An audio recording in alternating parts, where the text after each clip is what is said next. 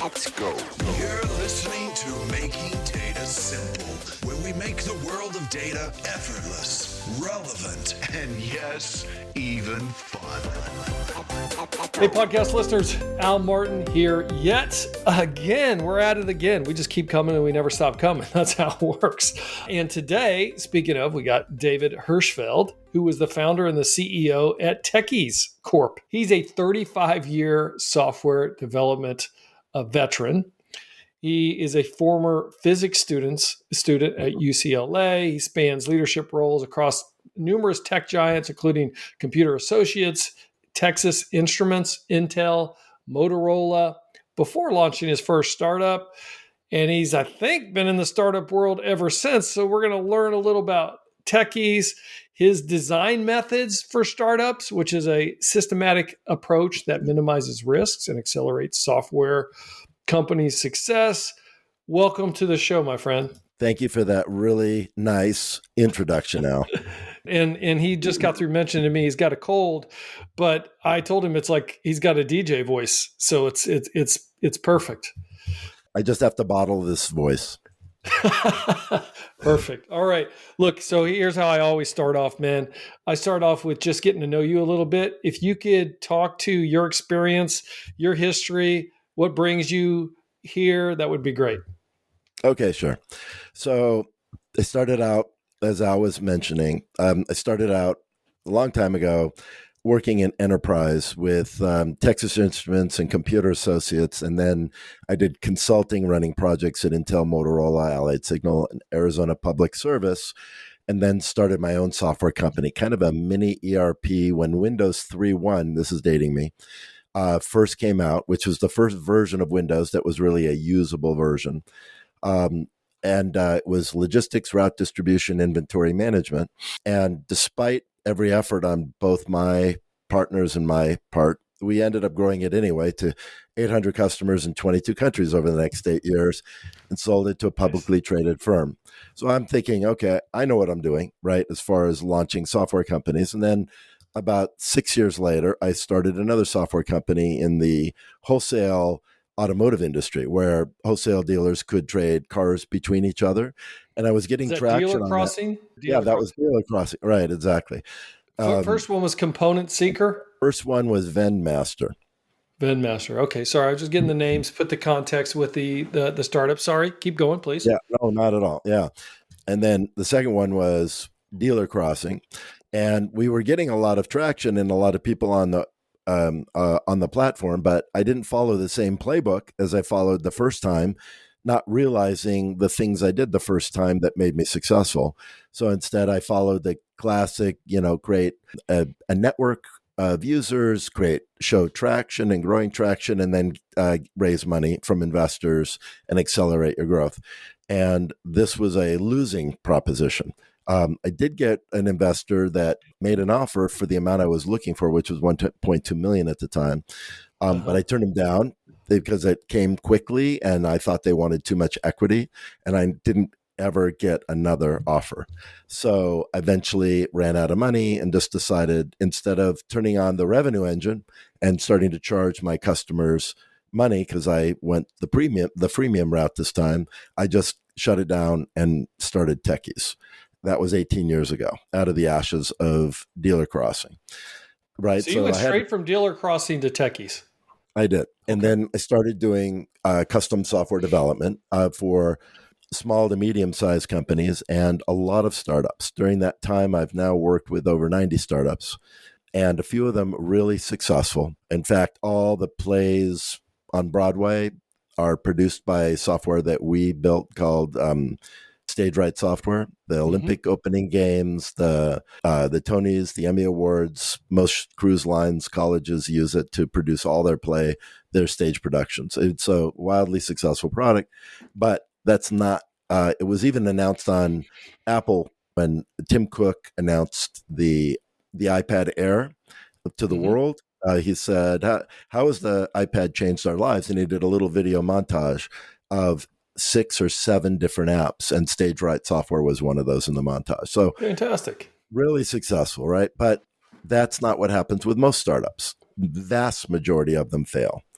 And they all fail for the same reason, because they wait way too long to validate product market fit through sales, which is what happened to me in my second company. And I didn't realize that that was the primary reason I failed till I'd seen other startups follow the same mistaken path to failure instead of the path to success, which is get your product out in front of customers, charge them something in as short a period of time as possible, because the only way you can validate product market fit is through sales. The last one you failed on was dealer crossing. Is that what you're saying? Right. That's right. Yeah.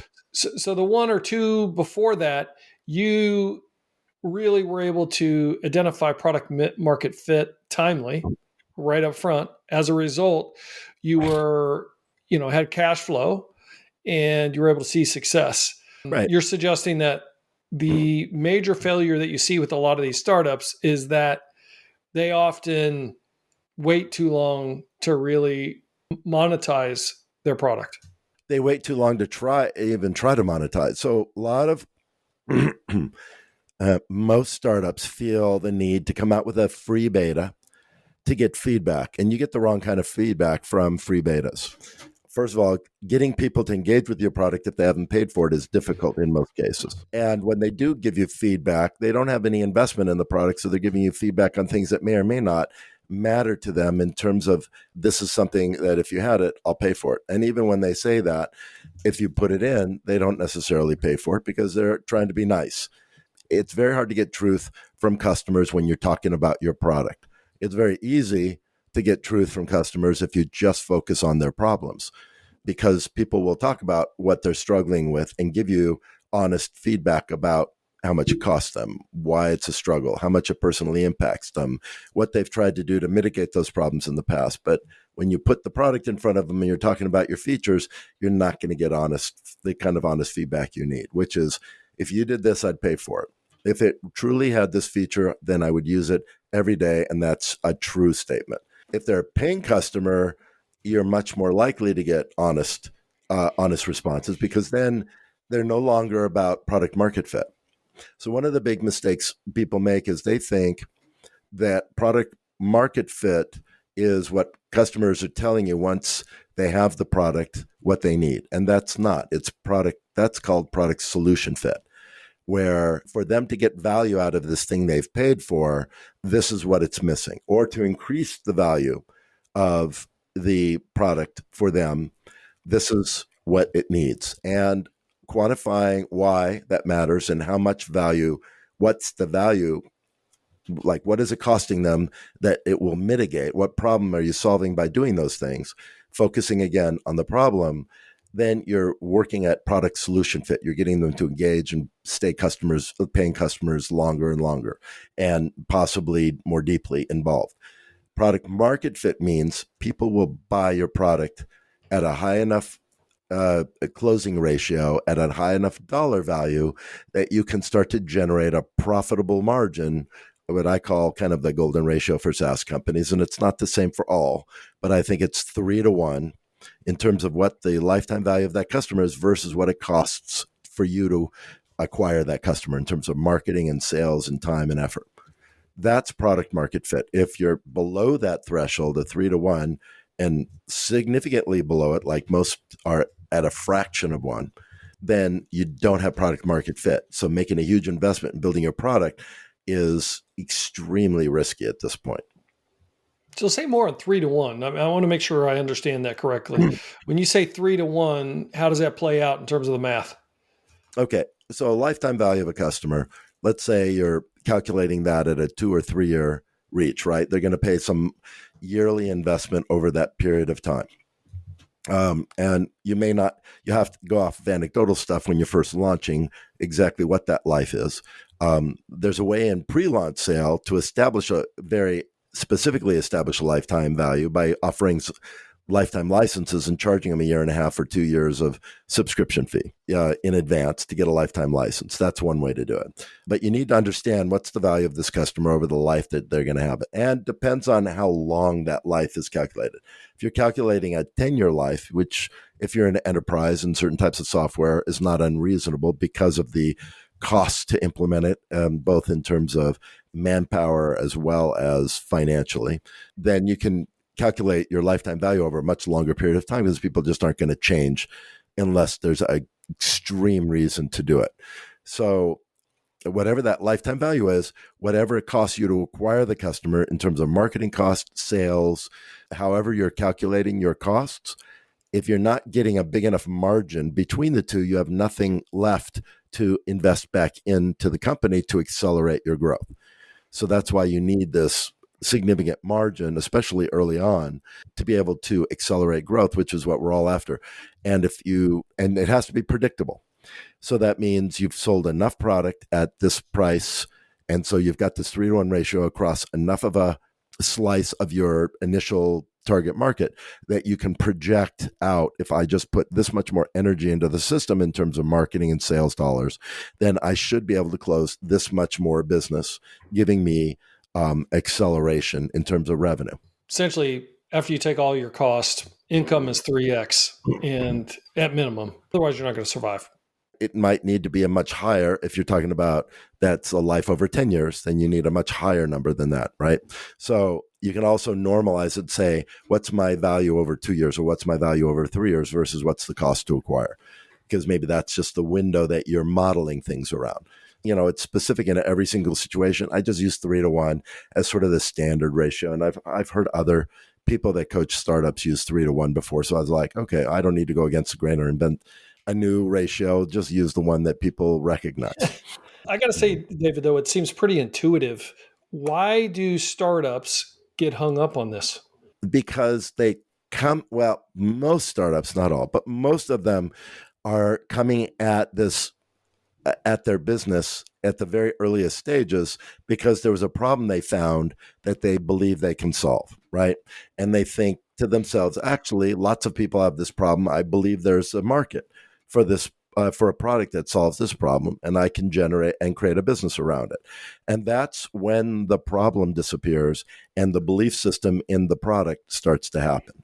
And this is the biggest pitfall that founders make. They believe in their vision. They believe in their product. They believe that customers will buy their product for this price because look how cool this is. Look how great it is. It eliminates this problem which you have. So of course people are going to buy it, and they believe this. They don't validate it. Most startups will do some market research to try to confirm this to some degree, but that market research is very limited in terms of its truth because you're not testing it with real customers who are saying yes or no to buying decisions. So, and what happens is you keep believing and believing, and then you put out a free trial because this is your vision, right? But this is the MVP in terms of what you're delivering. And so and founders don't feel worthy to charge for the product yet. So they put the trial out for free and start getting people on the product and getting feedback, which may be misleading and misdirecting because this is not feedback that for sure is going to result in sales most of the time. And they go through release after release after release, very often about anywhere from 18 months to 3 years before they actually force the issue of trying to charge for their product in a retail kind of price, only then to find out they can't sell the product. They don't know how to position it. They don't know who to sell it to because they haven't nailed down the early adopter properly. They don't know how to articulate the sales message, or they just have the wrong product for the wrong customer. And then it's panic, pivot,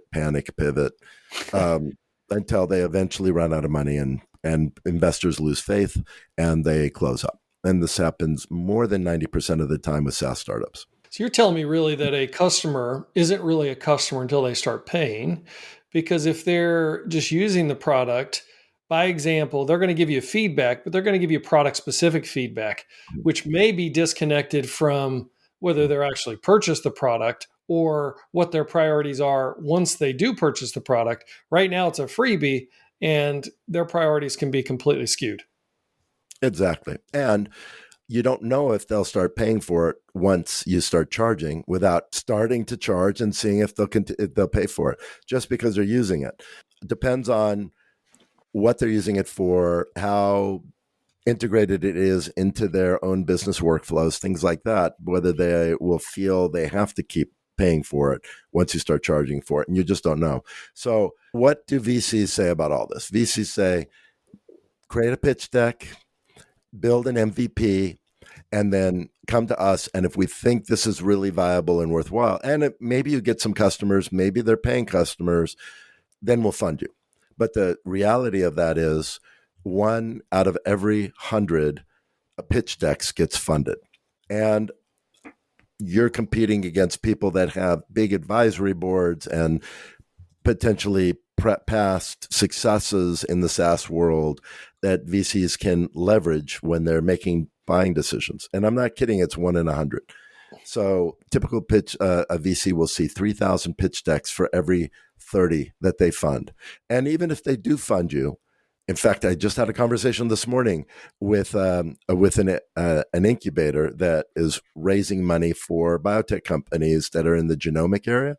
And he basically started this incubator because he said these biotech companies need somebody who will reduce the cost by having shared labs and focus them in terms of delivery of this new revolutionary thing that they're trying to create, because they end up failing in such massive numbers because they run out of money before they ever even get a product on the market. With a VC, even if you get funded, and those are biotech companies that get funding, even if you get funded, the stats are that 70% of those companies will fail. What is the success rate of a startup these days? Is it directly aligned with the 1 in 100, or? No. It's higher than that, but it's probably five. There's a lot of different things you can read. A lot of people fall under the radar and don't even get counted in stats that have invested in starting a company. But what we see, and I've corroborated this with a number of other development companies that work with startups, probably around 5%, 5 to 7% at most of SaaS, B2B SaaS startups are successful. Successful means get to a point where they're generating revenue, profitable company, not necessarily on any kind of steep acceleration, but they're able to build a business around some kind of profitable revenue model. So how does Tekyz help with all this? By the way, folks, Tekyz is spelled Tekyz, a little play on Tekyz. So nicely done. How do you help? What makes the difference here? What's your differentiator? So the differentiator is a methodology we created called Launch First. Not everybody wants to do this. Our business is developing software, but I would much rather develop software that is going to successfully result in a profitable SaaS business, or help the founder fail fast and cheap. Because I've seen so many founders fail after having spent hundreds of thousands or millions of dollars in some cases over many years, and losing that portion of their lives. You don't really want to say, yeah, but look at all the learning I did, right? That's not really that's what you have to say when that happens, and try to find a way to pick yourself back up.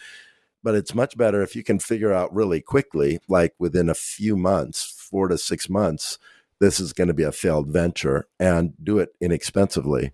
But with confidence that now I've tested this market, I can see that I had the wrong idea for the wrong product, and maybe completely pivot and start something different, because now you've learned enough to know what to build and what the market's going to want, or walk away and go on to whatever the next thing is that you're going to do in your life. That's empowering to do that for not a lot of money, and but still feel like you gave it a real serious shot. So what we do at Tekyz is this Launch First methodology for founders that are willing to do this, because not all founders are. We go through a very extensive niche analysis process where we identify who the early adopter is, what the top 1 or 2 problem statements related to the product that you're talking about building are addressed, what the cost of that problem is to that founder, what the personal impact is to the stakeholder that would be buying your product, what the personal impact is to them, what the channels, how you would reach them. And there's a lot of analysis that goes on. That's all metrics driven. It's not subjective. It's all metrics driven. That makes it very clear who the early adopter likely is, both in terms of the market segment and the stakeholder in that market segment, and exactly how to market to them so that they'll buy your product. And then we build a high fidelity prototype, or a design prototype, It's not real software, but it looks and demos like real software. When you're demoing it, the person you're demoing it to believes that you've already built the product, even though you told them you haven't. They don't hear that because what they're looking at is so realistic. And that's a critical success factor to these pre-launch sales. And then you come up with some kind of high value sales model so that the person you're selling to, if you've targeted them properly, they have a big problem that costs them a lot of money and personally impacts them significantly enough so that they need this problem solved. They know this is a product they have to get once it's available on the market, and you give them a big enough value to get it early, they'll buy in enough numbers where you can prove product market fit before we ever even start developing the product. Here's what I heard you say. You examine early adopters, you examine problem statements, you examine cost, you examine channels to success, develop a pre-launch, and then you outline or develop a high-value sales model. Exactly. A high-value sales model and a marketing funnel to reach those early adopters. And then you're getting feedback from real potential customers in terms of why they wouldn't buy this now.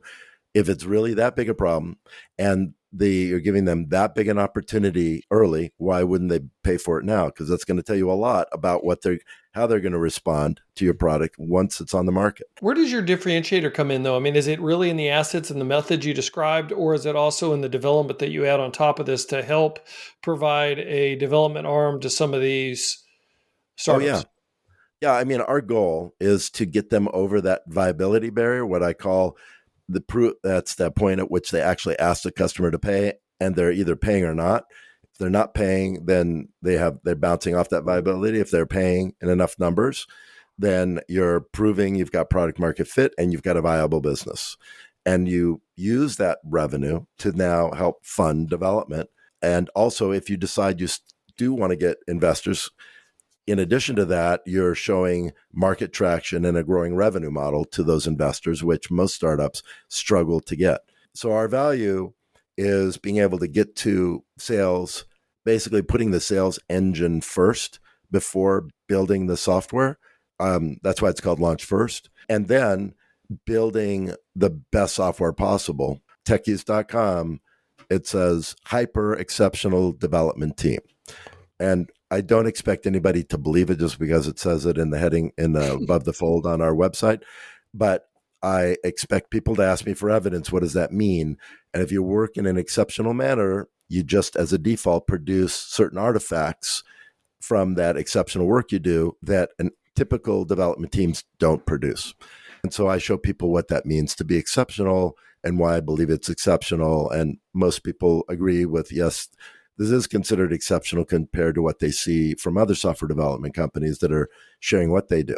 So then we bring that to the table as well. When do you know you cross the chasm of, hey, we got product market fit? These are actually really killer questions. I've been on a lot of interviews. Nobody's asked me these questions so pointedly, but they are the right questions to be asking. So we have that formula calculated up right at the beginning, right? We have a lifetime value because we're offering a lifetime license, even though we may have some future sales to that with new modules and things like that. We don't want to assume that. Sometimes we might, depends on the product and the market and things like that. But in general, you know what your lifetime value of that customer is because you're selling a lifetime license. What it costs us to acquire that customer is 1/3 or less of what that lifetime license is costing us. Then we know, and we can do that repeatedly with enough. But how many customers do you need? In the case of a real estate investment portfolio system, we needed 15 or so to really be confident that this wasn't a fluke, right? Because we're selling licenses between $500 and $30,000 because it was based on number of doors that they were managing in their real estate investment community. We generated $68,000 in the first 60 days from pre-launch sales and 23 licenses. But at about 13 or 14 licenses, we were confident that this was a predictable, repeatable model. For another one, took 2 sales. It was for clinical trial software where healthcare companies doing genetic injections to cure genetic diseases. had to do their clinical trials, specialized clinical trial software for that market. We did 2 demos, sold both of the demos for $250,000 each. We knew we had product market fit there. It just depends on the particular client, the particular market, right, to when we're confident that we've achieved it. Part of it also is what is it actually effort and cost to get in front of your stakeholders and a number of other factors. But it's different for every single project. A lot of that, there's not a very clear calculation. Some of it's sort of just by feel, but everybody is pretty comfortable that we've got like a number that makes sense. I got to believe startups tend to underestimate their cost and overestimate their revenue. Every one of them. Yeah. Yeah. They're the rare exception. Really, really rare exception, like StageRight Software. I did not think he could recoup his investment when he first came to me. That was like 11 years ago when the iPad was brand new. I even told him that in our very first meeting because I like to be honest. Well, this was stupid on my part because there's just things I didn't understand about product market fit still at that time, that he had ingredients that I did not understand, 3 years later. And this was $199 product in the App Store for iPads. And I couldn't imagine it was a complicated app, managing a stage production, the whole thing. Anyway, so he ended up with 50,000 downloads from the App Store in the first 2.5, 3 years of this $199 product. And so he blew out his numbers way more than he was expecting, and certainly more than me. And some of the things he had that I just didn't realize how important they were is he was solving his own problem because he was a choreographer, producer on Broadway. He had reach to every other choreographer, producer, not only in Broadway, but in the country, and many in the world. And he had reach to marketing and advertising and trades like Variety Magazine, New York Times, the Good Morning America. He was on all those after the product was launched. Them announcing this new way of, using the iPad to produce your Broadway play. And of course, everybody got excited about it. So those are ingredients that make a big difference in terms of whether somebody can be wildly successful or just another has-been. How do potential clients engage with Tekyz? I mean, is this like Shark Tank? No, we don't take any equity. In rare cases, people ask us if we'll take some equity all the time. Partly to reduce costs, but as much because they want to have us really committed to their projects. But I don't, we're committed. We have this concept of being exceptional, and that we have all kinds of evidence. And if we require to commit to a customer by being part of their, from an equity perspective, then that wouldn't say much about us. So we don't take equity unless it's offered to us, and sometimes we accept it, but most of the time we try not to, because that tangles us up in ways that negatively can affect the relationship in terms of the business to business relationship. So and we want our customers to own the products and get the rewards of the success of their products, because they're the ones making it happen, not us. We're mechanics, we're building things, but they're the ones that have to drive the business and make it successful on a day-to-day basis. So if they want to use us, then we're typically fee-based. I mean, we're always fee-based, but there's some fixed price. Most of it's time and materials. The way we do time and materials is also part of what makes us exceptional. Be able to show anybody that wants to talk to me what that means. I don't want to waste their time on the show, though, because it's kind of boring, right? But they reach out to me by going to tekyz.com, spelled TEKYZ.com, and then just filling in the contact us form and tell me what's going on, or you can even email me at david@tekyz.com, which won't be in the show link, but if you made it this far into the podcast broadcast, you deserve to get my email address. Fantastic. All right. Well, great. We haven't mentioned AI once in this podcast so far, so I'm going to take care of that right now. Are most of the opportunities and ideas coming from AI right now? Coming from AI or are AI solutions? So yes, the answer is yes. I mean, I guess don't know. Most of the ideas still don't necessarily come from AI, although AI is helping people refine them. Most of the ideas, and the best ones usually, come from a personal problem that somebody's struggling with in their business, or it can be in their life, but most of the time it's in their business. And they're dealing with it on a daily or at least weekly basis. So it's always top of mind, and they can easily articulate the personal impact it has on them as well as the financial impact it's having. And those are two independent numbers. I can explain in all kinds of detail why they have to be independent, but it's critical success factor of figuring out when you've identified an early adopter, because both those things have to be high separately from each other.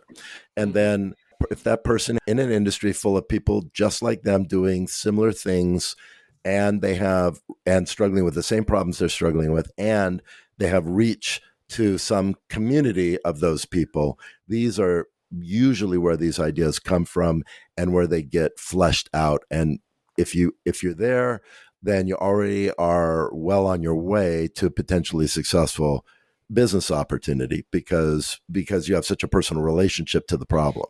So the only other thing I want to say is, and then the founders that can stay focused on the problem and stay busy talking to their customers about their problems or potential customers constantly all the time, never talking about their product or their features because nobody cares.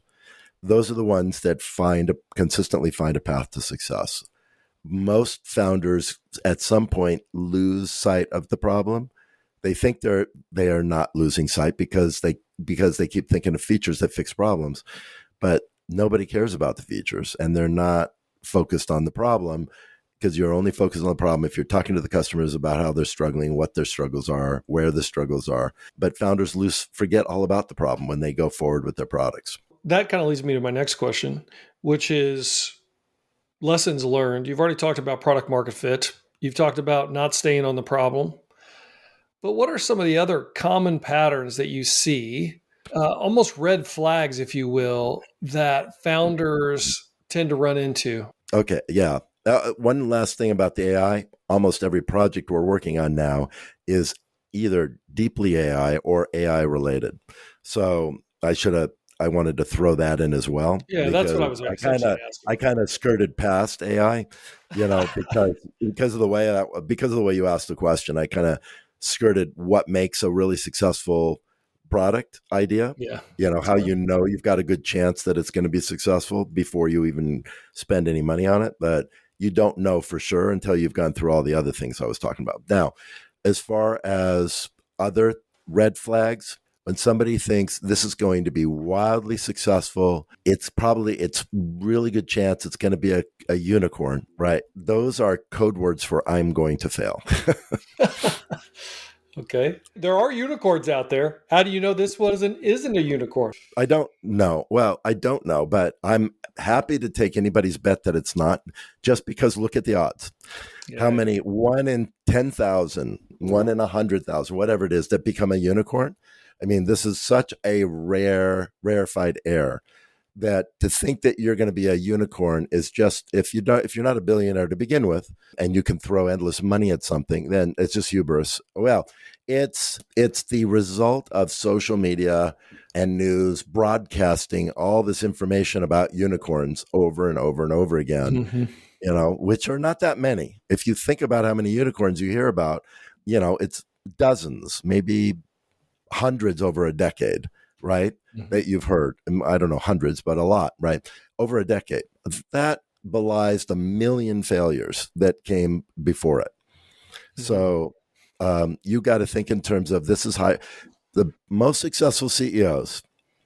There was a episode I listened to from Laurie Santos, who runs the Happiness Lab podcast. She's a Stanford psychology professor or humanities professor. I don't remember which. Anyway, and she has the most popular class at Stanford on happiness.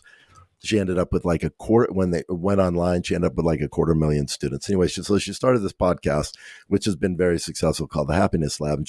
And one of the episodes, she interviewed really successful serial CEOs. And of course, this idea that these are just the most positive thinkers, the power of positive thinking is the reason, right? They just have the right mantras. All of that she dispelled completely in this episode. That is a fallacy. The every single one of these CEOs, when you ask them why they were successful, they all, at the surface, they would say, because I was lucky, just the right place, the right time, market conditions shifted in my favor, things like that.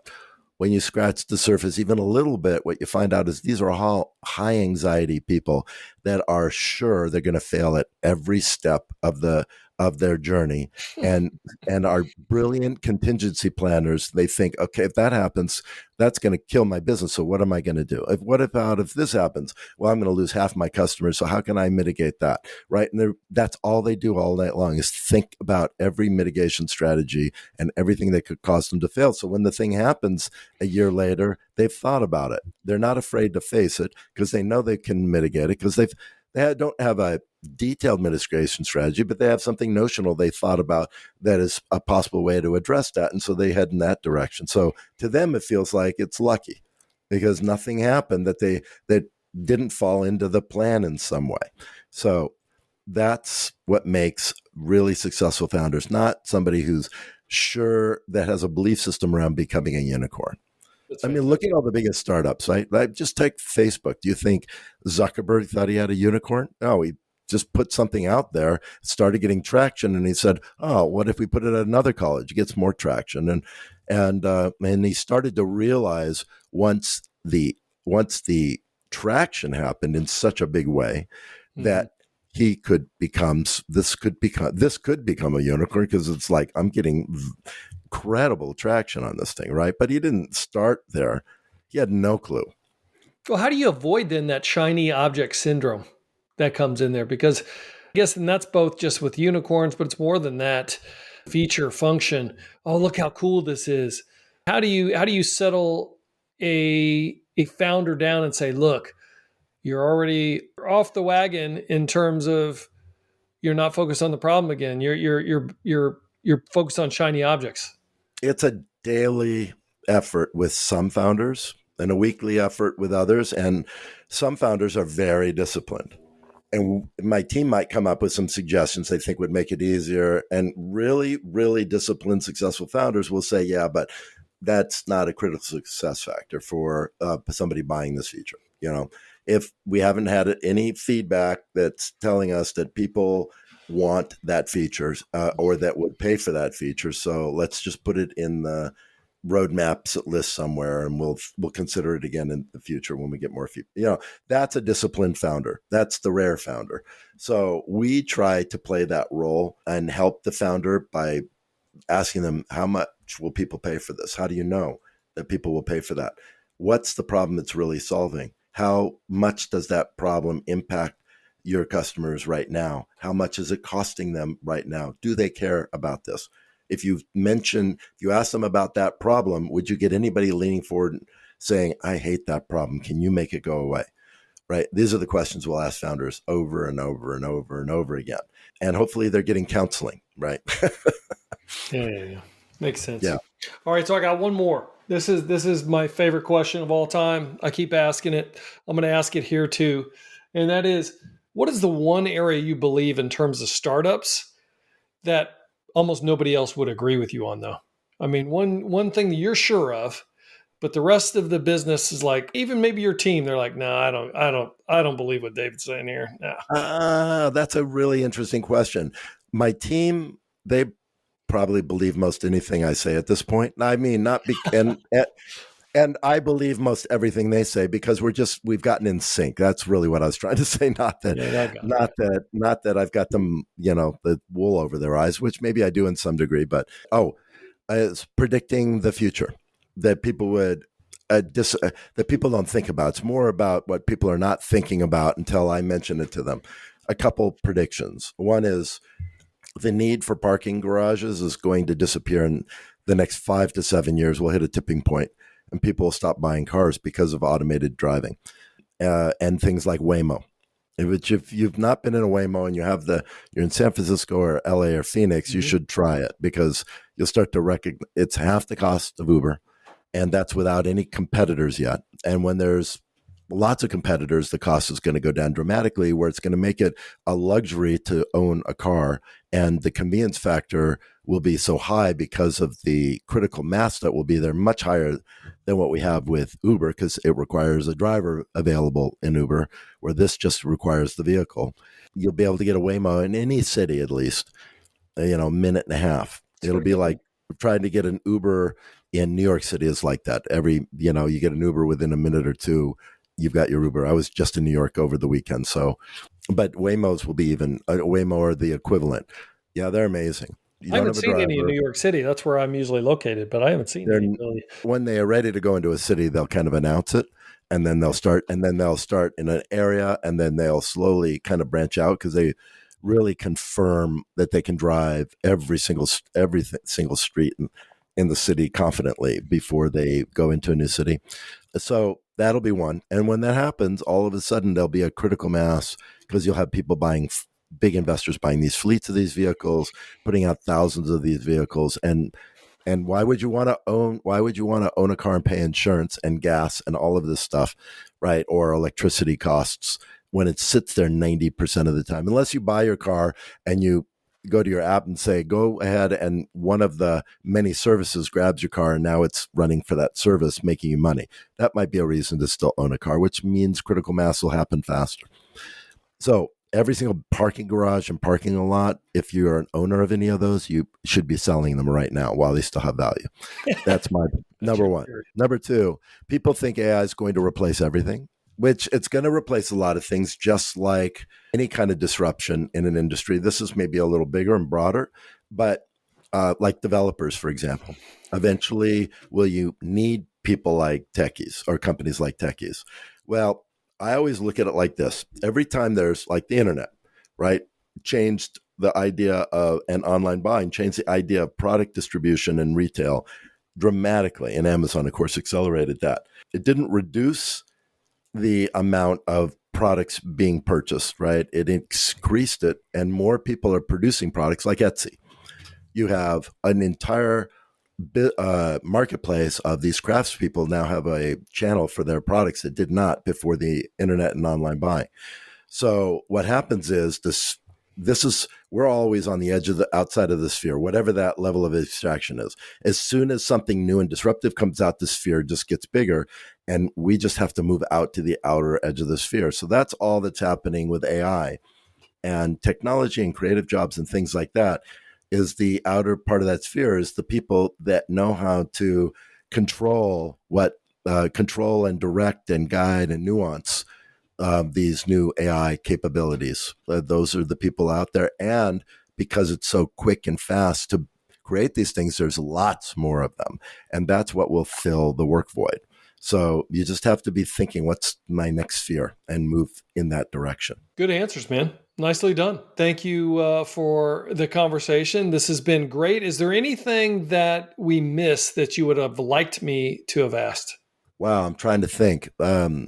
No, you really asked some killer questions. Well, you could have asked me, what does that mean, evidence for an exceptional software development company, right? But that's probably a whole podcast all by itself. So what's the 1 minute answer? What's the 1 minute answer? The 1 minute answer is the level of detail and the ability to capture all these details, such as how many hours are spent on every single thing. How does the actuals compare to estimates? Do you get timesheets, daily timesheets for everybody working on the project every month attached to your invoice so you can self-audit the development team, things like this, right? The things we do that other companies don't do and can't do because they haven't built the systems and protocols to be able to capture this information without crippling their development teams.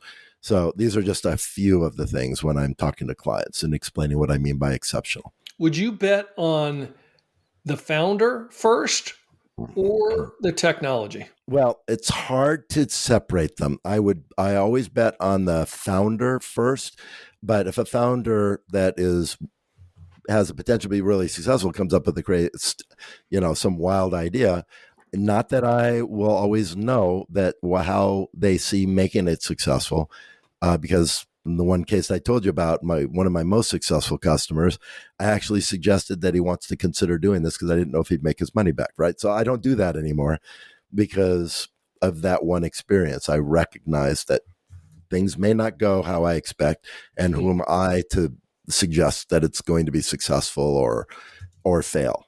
But the founder is always first, because a good founder can take a mediocre or even a slightly poor idea and figure out how to channel that into something successful.